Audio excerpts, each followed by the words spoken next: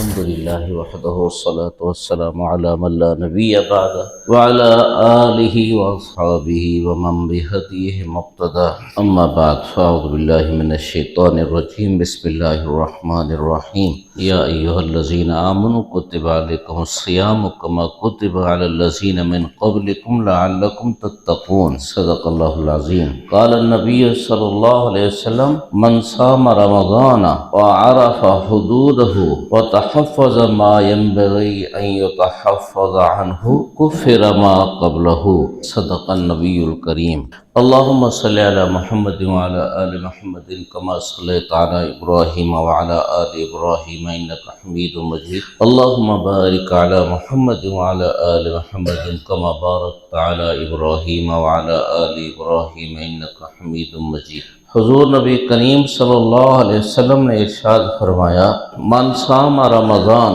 جس نے رمضان کے روزے رکھے، وعرف حدودہ، رمضان کے حدود اور احکام کو پہچانا، وتحفظ ما ينبغي ان يتحفظ منه، اور جس سے بچنا چاہیے اسے بچا، کفر ما قبلہ، اس کے روزے پہلے والے گناہوں کا کفارہ ہوں گے۔ رمضان المبارک کے اعمال جب کیے جائیں تو کئی احتیاط بھی لازم ہے۔ اس حدیث پاک میں دو باتیں بیان فرمائیں۔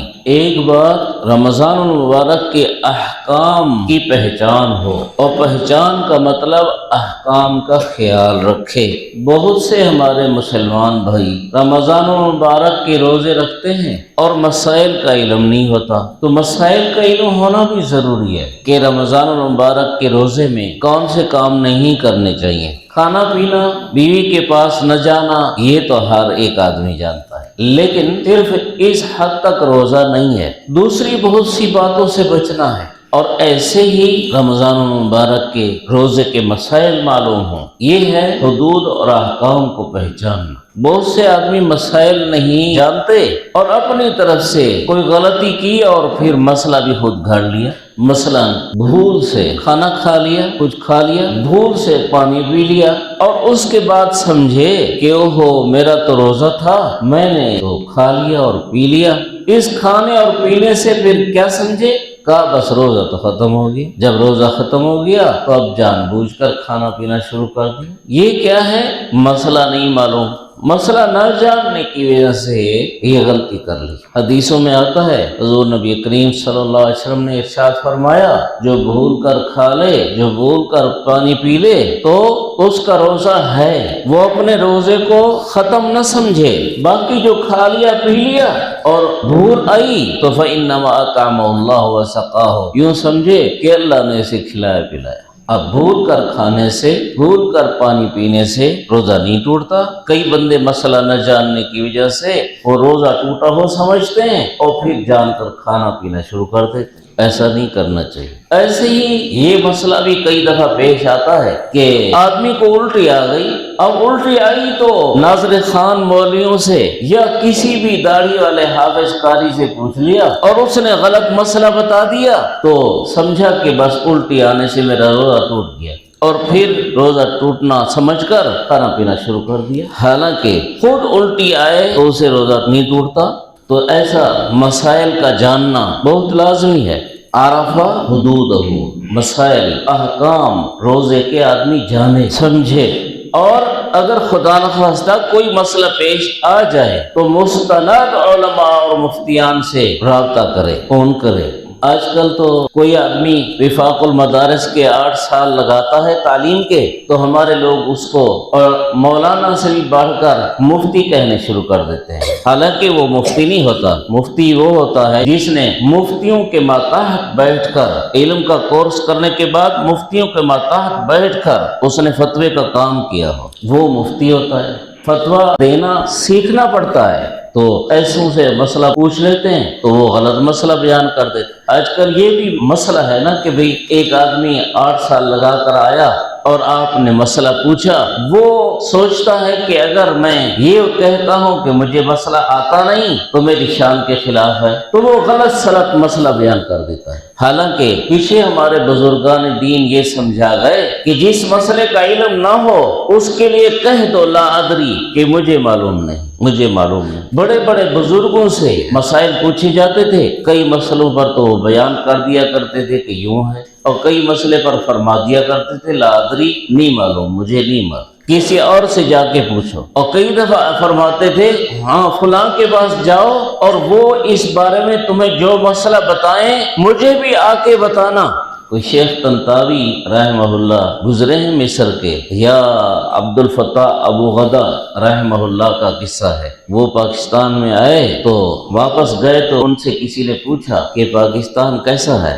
جو حالات باقی بیان کیے ان میں ایک بات یہ بیان کی کہ یہاں کا ہر آدمی مفتی ہے اور یہاں کا ہر آدمی ڈاکٹر ہے۔ مفتی کیسے ہے؟ مسئلہ پوچھو فوراً بتائے گا۔ ڈاکٹر کیسے ہے؟ بتاؤ کہ مجھے یہ تکلیف ہے، وہ فوراً کوئی نہ کوئی گولی بتائے گا، کوئی شربت بتائے گا، یہ گولی لے لو آرام آ جائے گا، یہ شربت لے لو ٹھیک ہو جاؤ۔ تو جب عوام کا یہ حال ہے تو مولویوں کا کیا حال ہوگا؟ وہ کیسے فتوے نہ دیں گے ایسے ہی خواب خواہ کے۔ ایک حدیث پاک میں آتا ہے من افتى بغیر علم کان اسمہ علی من افتى، جس کو علم نہ ہو اور وہ مسئلہ بتائے اس بتانے والے کو گناہ ہوگا۔ حضرت مولانا قاسم نانوتوی رحمہ اللہ، ان کا واقعہ پڑھا کہ کسی نے ان سے ایک مسئلہ پوچھا، وہ اپنے وطن سے دوسرے علاقے میں گئے ہوئے، مسئلہ پوچھا تو اس پر جو ذہن میں ان کے تھا وہ بتا دیا، اندازہ نہیں لگایا، کچھ اصول قوانین ہوتے ہیں علم کے، ان کے ذریعے سے سمجھے اور پھر بتا دیا۔ جس کو بتایا وہ چلا گیا تو ایک طالب علم بیٹھے تھے، عرض کیا استاد جی مسئلہ یوں نہیں ہے، مسئلہ تو یوں ہے، کہاں پر ہے؟ فلاں کتاب میں۔ اس نے تازہ پڑھا ہوگا تو حضرت نے فرمایا کہ اچھا وہ جو مسئلہ پوچھنے والا تھا وہ کہاں کا ہے؟ بتایا گیا فلاں گلی میں اس کا گھر ہے۔ رات کا وقت تھا، اس کے پاس گئے، دروازہ کھٹکایا، وہ جب دروازے پر آیا تو بتایا کہ وہ جو مسئلہ آپ نے پوچھا تھا وہ یوں نہیں تھا، اس طرح سے تھا۔ بہت احتیاط کرنی پڑتی ہے، اور یہاں ہر ایک بات آدمی بیان کر دیتا ہے۔ تو روزے میں مسائل کا علم بہت ضروری ہے، اور جہاں کہیں مسئلے کا علم نہ ہو وہاں ضرور پوچھو۔ دوسری بات، روزے میں جن چیزوں سے بچنا چاہیے ان سے بچنا یہ بہت ضروری ہے، تب روزے کے فضائل حاصل ہوں گے۔ کیسے؟ کھانے سے بچا، پانی پینے سے بچا، بیوی کے پاس جانے سے بچا، لیکن روزہ صرف اتنا نہیں ہے۔ لعلکم تتقون، اللہ نے فرمایا یہ روزے اس لیے فرض کیے گئے تاکہ تم تقوی والے بنو۔ تقوی کس کو کہتے ہیں؟ پرہیز۔ کس چیز سے پرہیز؟ ان چیزوں سے پرہیز جو روح کو، دین کو، قبر حشر کو نقصان پہنچاتی ہیں، ان چیزوں سے پرہیز، یعنی گناہوں سے، اللہ کی نافرمانیوں سے بچنا۔ ایک حدیث پاک میں لفظ آئے من لم یدع قول الزور والعمل به، جو زبانی جھوٹ نہیں چھوڑتا، جو عملی جھوٹ نہیں چھوڑتا، فلیس للہ حاجۃ فی ان یدع طعامہ وشرابہ، اس نے روزہ رکھ کر ایک غلطیاں کی، کھانا بھی چھوڑا ہوا ہے، پانی بھی چھوڑا ہوا ہے، اللہ کو اس کا کھانے اور پانی چھوڑنے کی کوئی ضرورت نہیں، یعنی بے مقصد کا روزہ رکھا ہوا ہے، بے احتیاط والا روزہ رکھا ہوا ہے، ایسے بے احتیاط والے روزے کی اللہ کو ضرورت نہیں۔ ایک حدیث پاک میں لفظ ہیں کم من صائم لیس لہ من صیامہ الا الظما، کتنے روزہ دار ہوتے ہیں، روزہ رکھا ہوا ہوتا ہے اور ان کو ان کے روزے سے سوائے پیاس کے کچھ حاصل نہیں ہوتا۔ وَكَمْ مِنْ قَائِمٍ لَيْسَ لَهُ مِنْ قِيَامِهِ إِلَّا السَّحَرُ، بہت سے رات کو اللہ کی عبادت کے لیے جاگنے کھڑے ہوتے ہیں اور لیکن ان کو جاگنے سے سوائے بیدار رہنے کے کچھ حاصل نہیں ہوتا۔ کیوں؟ اس لیے کہ روزے کا جو تقاضا ہے اس کو پورا نہ کیا، رات کو تہجد قیام کا جو تقاضا ہے اس کو پورا نہ کیا۔ یاد رکھیں زیادہ عبادت کرنا اچھا کام ہے، زیادہ ذکر اچھا کام ہے، تسبیحات، ورد وظائف اچھا کام ہے، زیادہ تلاوت اچھا کام ہے، لیکن اس سے بھی زیادہ اچھا گناہوں سے پرہیز ہے، اس سے بھی زیادہ اچھا۔ اگر آدمی فرض ادا کرتا ہے، واجب ادا کرتا ہے، سنت مؤکدہ ادا کرتا ہے اور نفل ادا نہیں کرتا لیکن ہر گناہ سے بچتا ہے، یہ افضل ہے اس شخص سے جو فرض بھی ادا کرتا ہے، نفل بھی ادا کرتا ہے، سنت بھی ادا کرتا ہے، اشراق، چاشت، اوابین، تہجد کا پابند ہے، ہر دوسرے دن یا ہر مہینے میں روزے رکھتا ہے، جیسے 13، 14، 15 کا روزہ ہوتا ہے، روزے رکھتا ہے، یعنی فرائض کے پابندی کے ساتھ ساتھ نفل کا بھی پابند ہے۔ تسبیح اس کی 1000 دانے والی ہے، درود شریف روزانہ 1000 دفعہ پڑھتا ہے، تسبیحات 1000 دفعہ پڑھتا ہے، استغفار 1000 دفعہ پڑھتا ہے، لیکن ساتھ ساتھ گناہ بھی کرتا ہے، آنکھ کے گناہ، زبان کے گناہ، کان کے گناہ، ہاتھ پاؤں کے گناہ، خواہش نفس کے گناہ، یہ بھی کرتا ہے، تو اس کا انجام یہ اس سے اچھا نہیں، یہ اپنے کیے ہوئے اعمال کو ضائع کر رہا ہے، اپنے کیے ہوئے اعمال کو ضائع کر رہا ہے۔ حضرت مولانا حکیم اختر صاحب رحمہ اللہ سمجھانے کے لیے مثال دیا کرتے تھے، فرمایا دیکھو وضو خانے میں ٹوٹیوں میں پانی ہونا ضروری ہے، اور یہ پانی آتا ہے ٹینکی سے، ٹینکی کے اندر پانی کا ہونا ضروری ہے، تب ادھر پانی آئے گا۔ اب آدمی نے ٹینکی کو بھرنے کے لیے موٹر چلا دی، ٹینکی بھر رہی ہے، ادھر ساری ٹوٹیاں بھی کھول دی، تو اس موٹر چلانے کا کیا فائدہ ہوگا؟ ٹھیک ہے کہ پانی میسر تو ہوگا، بجلی ضائع تو ہوگی، لیکن ٹینکی بھری تو نہیں جا رہی نا، ایک طرف بھری جا رہی ہے تو دوسری طرف خالی کی جا رہی ہے۔ آدمی ایک طرف نیکیاں کر رہا ہے، دوسری طرف ان نیکیوں کو گناہوں کے ذریعے سے بہا رہا ہے، تو نیکیاں ضائع ہو رہی ہیں۔ دوسری مثال وہ یہ دیا کرتے تھے، ایئر کنڈیشن والی گاڑی ہے، جیسے کار ایئر کنڈیشن والی کار ہے، آدمی لمبا سفر کر رہا ہے، سخت جون جولائی کی گرمی ہے، اب ایئر کنڈیشن گاڑی کا چل رہا ہے، لیکن اس نے شیشہ کھول دیا، ایک شیشہ کھول دیا، دو کھول دیا، یا کچھ بھی کھول دیا شیشہ، تو اس کا کیا ہوگا؟ ایئر کنڈیشن گاڑی کو ٹھنڈا نہیں کرے گا، اور آدمی کو گرمائش سے سکون نہیں ملے گا، اسے گرمی لگے گی۔ کیوں؟ اس لیے کہ جیسے ایئر کنڈیشن کا آن ہونا گرمی سے بچاؤ کے لیے ضروری تھا، ایسے ہی شیشے کا بند ہونا بھی ضروری تھا۔ جب شیشہ آن کیا ہے، چاہے تھوڑا سا آن کیا ہے، ایئر کنڈیشن چل بھی رہا ہے، گرمی سے بچاؤ نہیں ہوگا۔ نیکی کر رہے ہیں، ساتھ نیکی کو ضائع کرنے کے لیے برے اعمال بھی کر رہے ہیں، تو یہ نیکی ضائع ہو رہی ہے۔ ہم بہت سے گناہ کر کے اپنے نیک اعمال کو ضائع کرتے ہیں۔ ایک حدیث پاک میں آیا کہ آپ صلی اللہ علیہ وسلم نے فرمایا کہ میری امت کا مفلس بتاؤ کون ہے؟ عرض کیا وہی جس کے پاس مال و دولت پیسہ نہ ہو۔ آپ نے فرمایا میری امت کا مفلس قیامت کے دن وہ شخص ہوگا جس کے پاس نیکیاں اتنی زیادہ ہوں گی کہ اگر پہاڑ پر رکھ دو تو پہاڑ چھپ جائے، اتنی زیادہ نیکیاں، لیکن ویا کی یہ بندہ اس حال میں اللہ کی عدالت میں پیش ہوگا کہ ضرب ھذا، اس شخص کو تھپڑ مارا ہے، مکہ مارا ہے، لاٹھی ماری ہے، وقذف ھذا، اس شخص پر تہمت لگائی، واکل مال ھذا، اس شخص کا مال کھایا، وسفک دم ھذا، اس شخص کا خون بہایا، یعنی کسی کی جان لی ہے، کسی کا مال لیا ہے، کسی کی عزت آبرو خراب کی ہے، کسی پر بہتان لگایا، کسی کی غیبت کی، تو اللہ تعالیٰ کے سامنے یہ اہل حقوق آ جائیں گے، یا اللہ اس نے مجھے مکہ مارا، اس نے مجھے لاٹھی ماری، اس نے مجھے تھپڑ لگایا تھا بغیر قصور کے، یا اللہ اس نے مجھے قتل کر دیا تھا، اس نے مجھ پر تہمت لگائی، یا اللہ اس نے میرا قرض دبا لیا تھا، یا اللہ اس نے میری غیبت کی تھی، اس قسم اللہ تعالیٰ فرمائیں گے ان حقوق والوں کو ایک ایک کو اس کی نیکیاں دو۔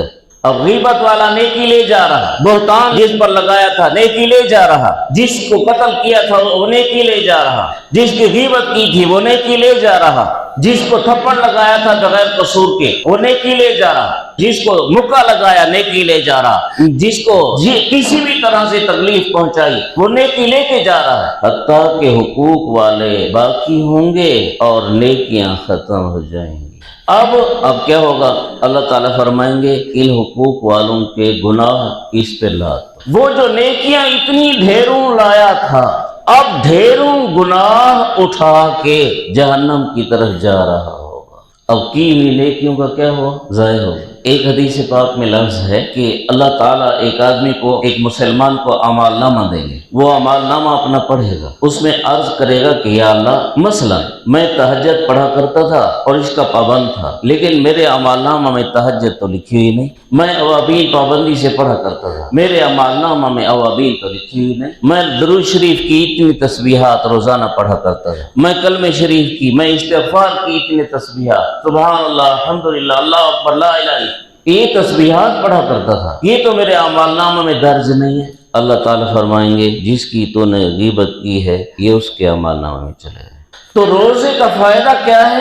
جب گناہ سے بچیں گے تب فائدہ ہے۔ انوارات، تجلیات، برکات الہیہ آدمی پر آتے ہیں اور ہم اپنے گناہوں کی وجہ سے، اللہ کے نافرمانیوں کی وجہ سے انہیں ضائع کر دیتے ہیں۔ چراغ جل رہا ہو اور اس پر وہ کالا داغ بن جائے، پتہ نہیں پرانے لوگوں کو یاد ہوگا، کالا داغ بن جائے تو اس کی جو روشنی پہلے تھی، کالا داغ بننے کے بعد اس کی روشنی وہ نہیں رہی۔ ہم اپنے گناہوں سے داغ لگاتے ہیں اپنے ایمان کو، داغ لگاتے ہیں اپنے روح کو، پھر ایمان کی وہ طاقت نہیں رہتی جو طاقت ہونی چاہیے، پھر ترقی نہیں ہوتی۔ ہم نے تو ترقی کرنی ہے۔ مرنے کے بعد ہماری روح نے اگر ایمان کے ساتھ گئے، اللہ تعالی ہمیں خاتمہ بالایمان نصیب فرمائے، ایمان کے ساتھ گئے تو ہماری روح نے آسمان کی طرف پرواز کرنی ہے۔ کس طرف؟ ساتویں آسمان سے اوپر جنت ہے، روح نے اس طرف پرواز کرنی ہے۔ جب روح کمزور ہو جائے گی، اس کے پر ہم توڑ چکے ہوں گے، اس کے پر ہم نے گناہوں سے جلا دیے ہوں گے، روح کو نیکیوں کی غذا نہیں دی ہوگی، روح کو کمزور کر لیا ہوگا، تو پھر پرواز کیسے کرے گی؟ پھر تو اڑتے اڑتے زمین پہ آ گرے گی۔ دو ہی ٹھکانے ہیں مرنے کے بعد، یا ساتویں آسمان سے اوپر جنت، یا ساتویں زمین سے نیچے دوزخ۔ اگر اوپر کو نہ جا سکا تو پھر نیچے کو جائے گا، اور نیچے کو تو نقصان ہے۔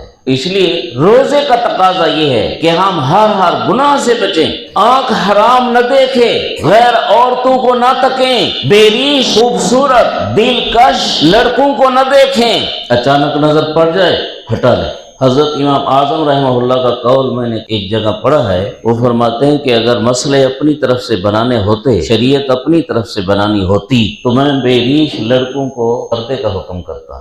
بارہا رمضان المبارک میں یہ مسئلہ آیا ہے ہمارے سامنے کہ آدمی روزے کے ساتھ ہے اور روزے کے ساتھ ہوتے ہوئے لڑکی سے زنا کیا، لڑکے سے بدفعلی کی، روزے کے ساتھ ہوتے ہوئے، اور پھر مسئلہ پوچھتا ہے اب کیا ہوگا؟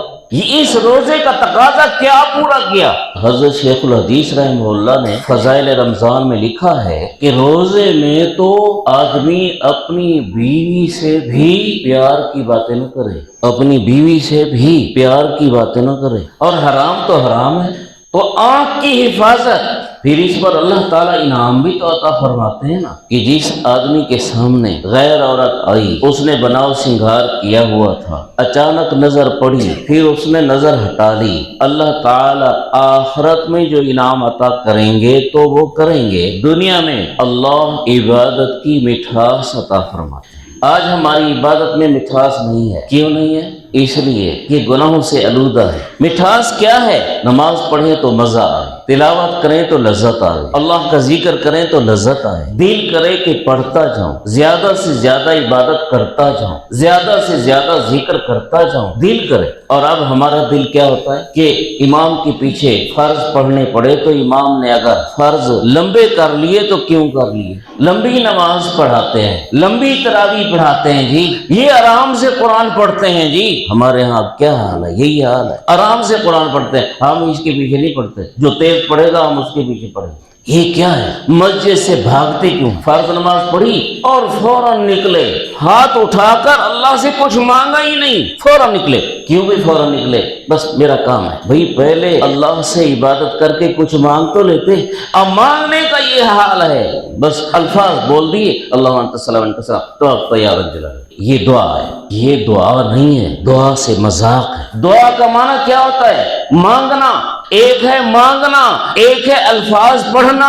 ہم نے الفاظ پڑھ دیے، مانگا تو نہیں۔ وہ تو ایسے جیسے کیسٹ چلا دو تو کیسٹ تو چلتی ہے، وہ جو پڑھتی ہے پڑھتی ہے، لیکن اس کو مانگنا تو نہیں کہتے۔ حضرت مولانا تقی عثمانی سے دعوت برکاتہم پر حملہ ہوا تھا، اللہ تعالیٰ نے حفاظت فرمائی ہے 2 سال غالباً پہلے، تو کسی نے عرض کیا کہ حضرت دعائے انس پڑھی تھی؟ فرمایا دعائے انس پڑھی نہیں تھی، مانگی تھی۔ دعائے انس پڑھی نہیں تھی، دعائے انس مانگی تھی۔ جان کی حفاظت کے لیے، سفر کے دوران حفاظت کے لیے ایک دعا ہے، دعائے انس۔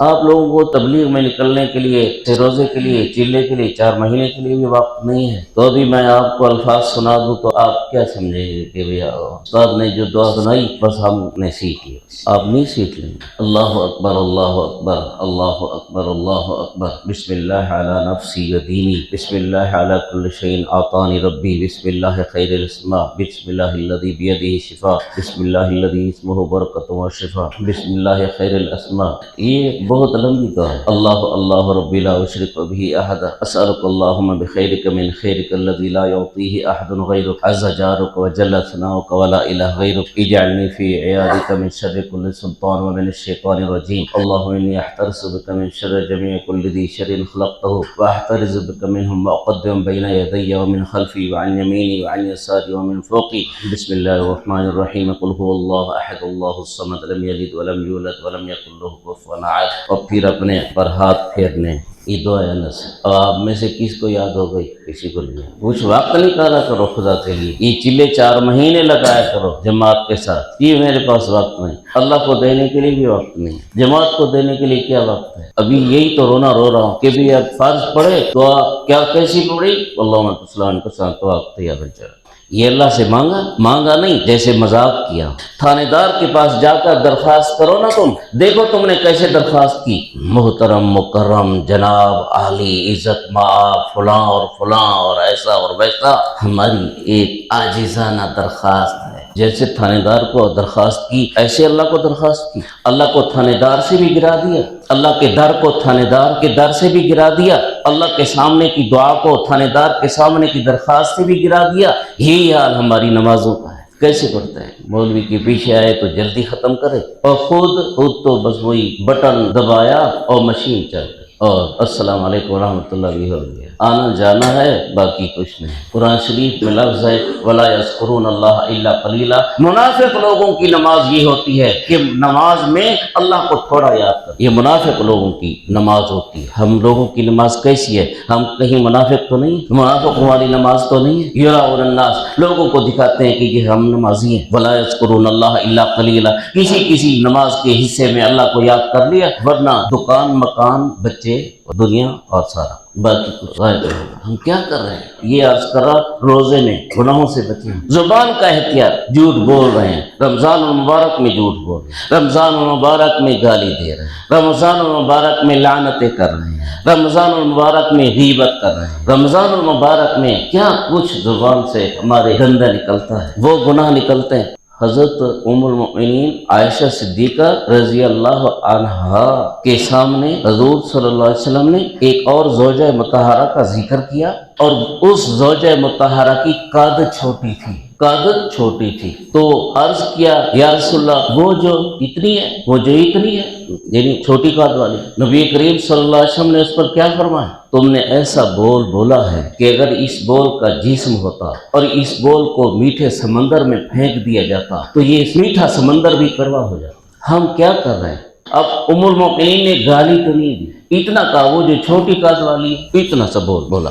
اتنے سے بول سے اتنی کڑواہٹ پیدا ہوتی ہے. گالی سے کتنی ہوگی، لعنت سے کتنی ہوگی، غیبت کرنے سے کتنی ہوگی، جھوٹ بولنے سے کتنی ہوگی، بہتان لگانے سے کتنی کڑواہٹ پیدا ہوگی.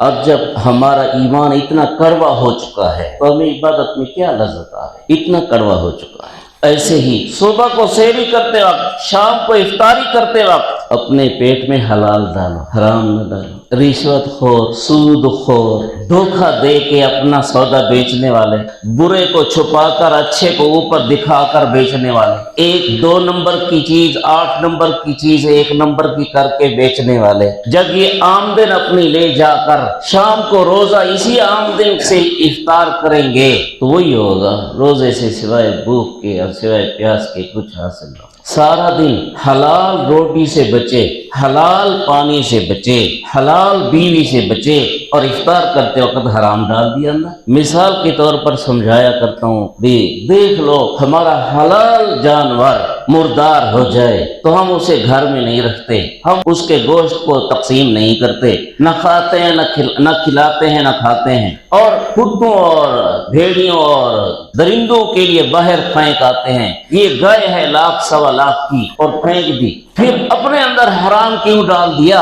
حرام کمایا کیوں؟ مکھی ایک چائے کی پیالی میں چلی گئی، چائے اسے مکروہ ہو گئی، ہم نے اس پیالی والی چائے کو انڈیل دیا.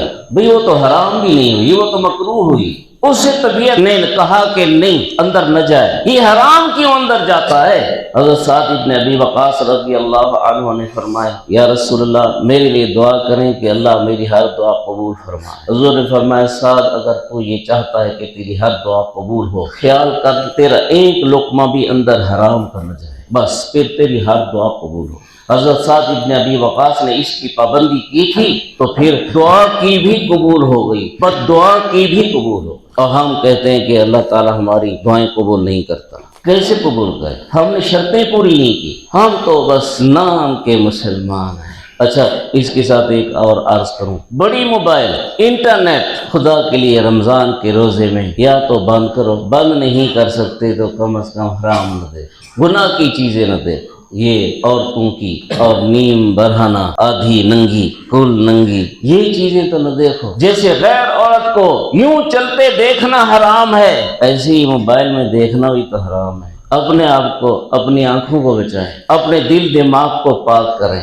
یوں یہ روزے کا احترام ہوگا، یوں یہ رمضان کا احترام ہوگا۔ اور حضور نبی کریم صلی اللہ علیہ وسلم نے ارشاد فرمایا کہ جب یوں ہم روزہ رکھیں گے، یوں ہم رمضان گزاریں گے تو پھر یہ روزے اور یہ قرآن تراویح والا ہمارا سفارشی بنے گا۔ اور جو حدیث پڑھی اس میں حضور نے فرمایا غفر ما قبلہ، جب ایسے احتیاط کے ساتھ رمضان گزاریں گے تو پھر پچھلے سارے گناہ اللہ تعالی معاف فرما دیں۔ تو ہم چاہتے ہیں کہ رمضان المبارک گزرے تو ہم بخشے بخشائے ہوں، چاہتے ہیں یا نہیں؟ تو پھر ہم اللہ سے ناراضگی والے کاموں والا کام نہ کریں، ناراضگی والے کام نہ کریں، اس کو ناراض نہ کریں۔ حضرت شیخ الحدیث رحمہ اللہ نے حدیث پاک لکھی ہے اور ویسے مضمون بھی یہی ہے، ٹھیک ہے، کہ کوئی زمانے ایسے ہوتے ہیں جس میں نیکی بھی بڑھ جاتی ہے گناہ بھی بڑھ جاتا ہے، اور کوئی مکان ایسے ہوتے ہیں جہاں نیکی بھی بڑھ جاتی ہے اور گناہ بھی بڑھ جاتا ہے۔ رمضان مبارک ایسا ہے،